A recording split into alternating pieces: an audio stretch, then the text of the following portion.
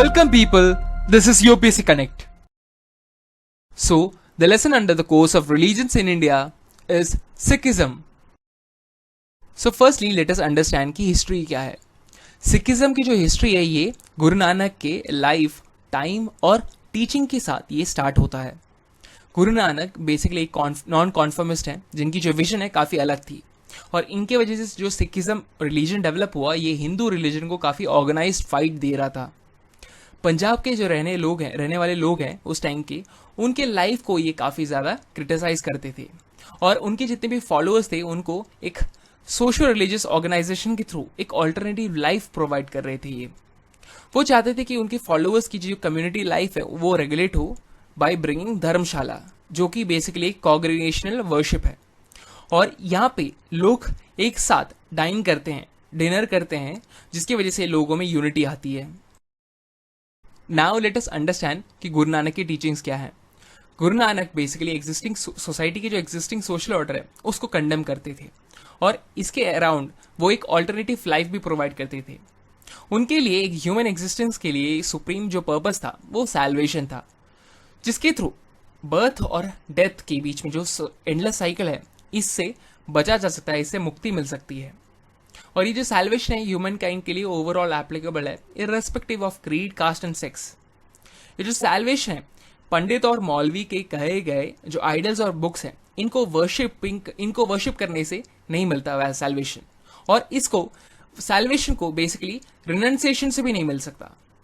अगर salvation achieve होना है तो राइट बिलीफ, राइट वर्शिप और राइट कंडक्ट होना चाहिए, जैसे गुरु ने सिखाया है. उन्होंने वर्शिपिंग का एक नया तरीका भी निकाला है by the form of community kitchen, जिसको लंगर कहते हैं. गुरु नानक के जो रिलीजन था वो काफी प्रैक्टिकल था. यहाँ पे सैल्वेशन को अचीव करने के लिए जैसे बाकी रिलीजन में बताया गया है कि one should attain asceticism, one should leave their household and one should leave their comfort, ऐसा कुछ नहीं है यहाँ पे. यहाँ पे गुरु नानक अपने फॉलोअर्स को कहते थे कि एक आइडियल मैन की तरह जिए and that person should run his house hold on the basis of own labour. इसके अलावा संगत भी अटेंड होना चाहिए. संगत बेसिकली कम्युनिटी गैदरिंग्स है. इसके अलावा कीर्तन भी अटेंड करना चाहिए. कीर्तन बेसिकली कम्युनिटी सिंगिंग है जहाँ पे गॉड के प्रेजिंग के लिए सॉन्ग्स गाए जाते हैं. इसके अलावा गुरुद्वारा और धर्मशाला भी अटेंड करना चाहिए जो कि बेसिकली वर्शिप प्लेस है.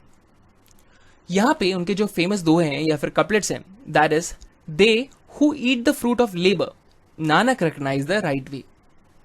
जो फॉलोअर थे माने जाते थे कि गुरु नानक के जो रिलीजन में जो फॉलोअर थे वो गॉड के काफी करीब थे एंड यहाँ पे उनका जो लाइवलीहुड था वो डिस्टर्ब नहीं होता था. इवन दो वो गॉड के करीब थे बट उनका लाइवलीहुड डिस्टर्ब नहीं होता था.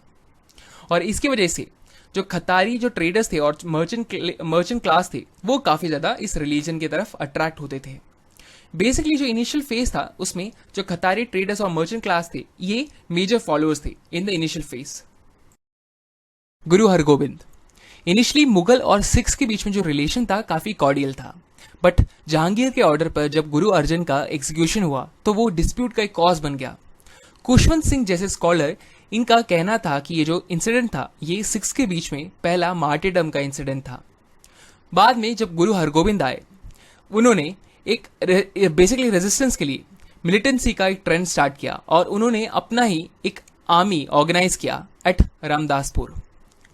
बेसिकली जो गुरु थे इन्होंने सिख कल्ट को सिख कॉप में ट्रांसफॉर्म किया, जहां पे जो एडरेंस या और फॉलोअर्स थे वो सेंट सोल्जर्स की तरह एक्ट करते थे, जो कि बताया जाता था कि they would attain heaven after performing their duties.